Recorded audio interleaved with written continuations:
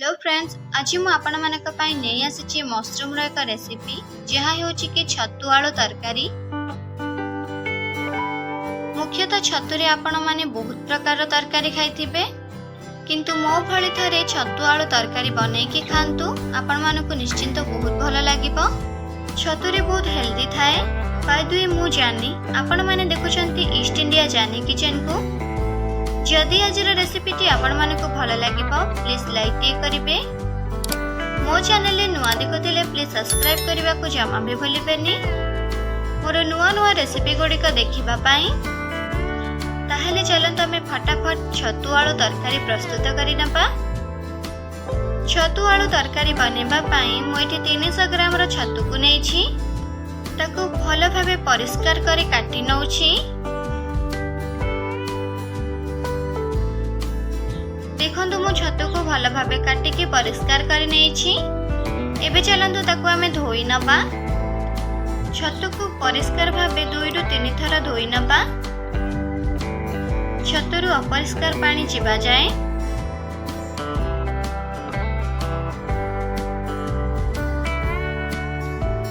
देखंतु मु छतु को भलो भाबे परिष्कार करि धोई नेछि।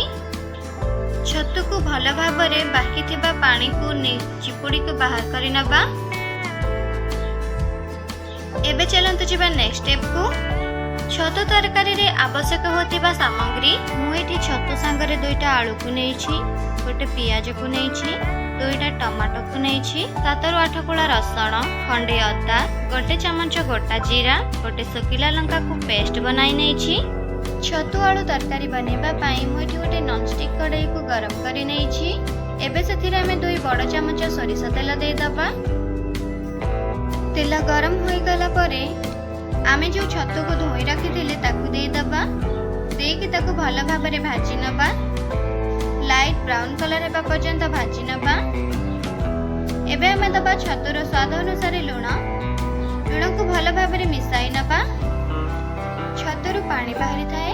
छतुरु सब पानी मरिबा जाए आमे ताकू छाड़ी नबा।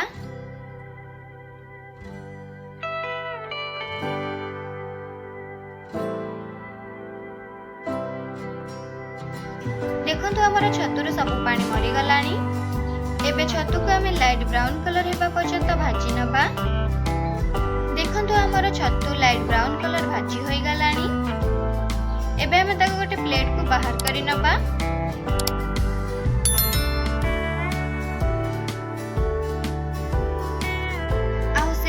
कढ़ाई रे आमे अल्प टिके तेल को दे आगरु काटी रखिथिबा आलू को दे भाजी नबा। आलू को गोल्डन ब्राउन कलर हेबा पर्यंत भाजी नबा।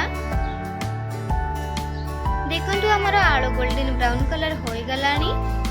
एबे हमें ताकू गोटे प्लेट को बाहर करि नबा।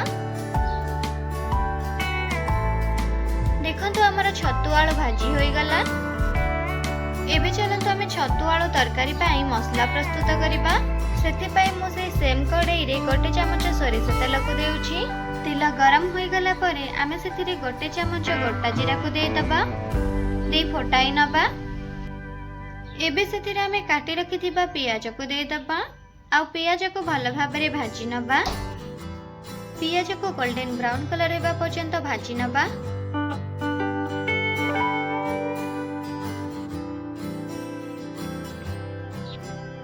देखंतु पियाज रा कलर गोल्डन ब्राउन कलर होई गलानी। एबे हम सेथिरे काटी रखिथिबा टमाटो को दे दबा।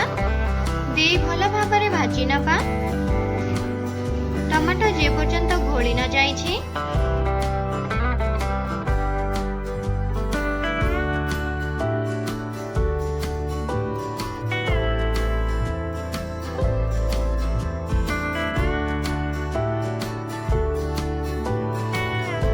देखंतु हमर टमाटो घोली गलानी।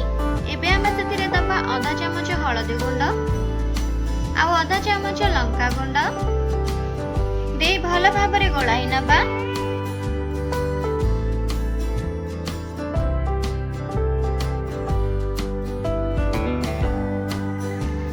एबे हम सेथिरे दबा आगरु प्रस्तुत करि रखिथिबा मसला पेस्ट को दे भलो भाबरे मिसाई नबा। आ मसला कसी हेबा पर्यंत छाड़ी नबा।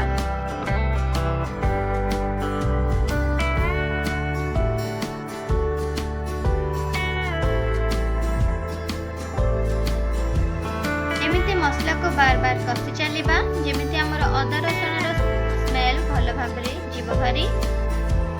एबे हमें मसला को घोड़ाणी दे 2 मिनिट छाड़ी नबा मसला कषि हबा पई। एबे चलंतु हमें देखि नबा हमर मसला कषि होई गलानी कि नाही। घोड़ाणी काढी की देखंतु हमर मसला केते सुंदर देखा जाउछि। मसला को आउ टिके भाजी नबा। मसला जिते भल भाबरे कषि हबा हमर छतु आलू तरकारी सेतिकी स्वादिष्ट हबा। देखंतु हमर मसला कषि होई गलानी आ मसला रो तेल मध्ये छाड़ी आसिलानी। एबे सेतिरे हमें आगुरु भाजी रखिथिबा छतु आलू को दे दबा। देकी भल भाबरे कषि नबा।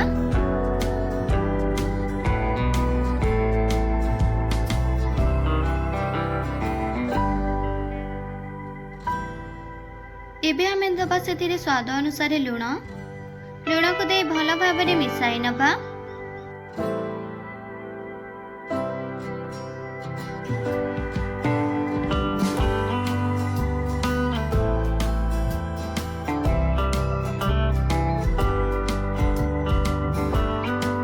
देखंतु छतु आलू मसला सह भल भाबरे कषि होई जाईछि।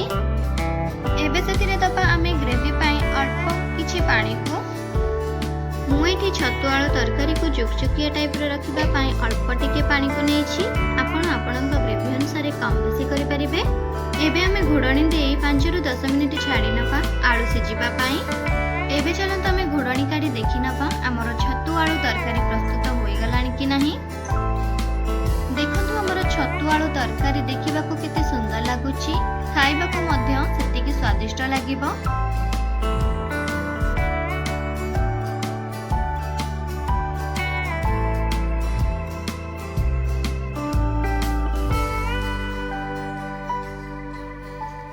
एबे हमें सेतिरे दबा गोटे छोटा चमच गरम मसला को दे ताकू भल भाबरे मिसाई नबा आउ गैस को बंद करि नबा। देखंतु हमर प्रस्तुत होई गला छतु आलू तरकारी। एमिति घरे थरे निश्चिंत बनै कि खांतु आ केमिति लागिला अवश्य कमेंट बॉक्स रे जणाइबे। छतु आलू तरकारी को आपण माने गरम गरम भात गरमा गरम रोटी सह खाइ परिबे। यह खाइबा को बहुत स्वादिष्ट लागिथाए। जदि आजिर रेसिपीटी आपण मानकु भल लागिबो प्लीज लाइक करिवे। आपनका फैमिली एंड फ्रेंड को शेयर करिवे। ए पर्यंत जदि मो चैनल को सब्सक्राइब करि नांते प्लीज सब्सक्राइब करि नेबे। ताहले आजि पई सेतिकी बंधु माने पुणी देखा हबो अन्य एक रेसिपी रे। सेते पर्यंत आपण माने भलरे थांतु। आसुची टाटा। जय जगन्नाथ।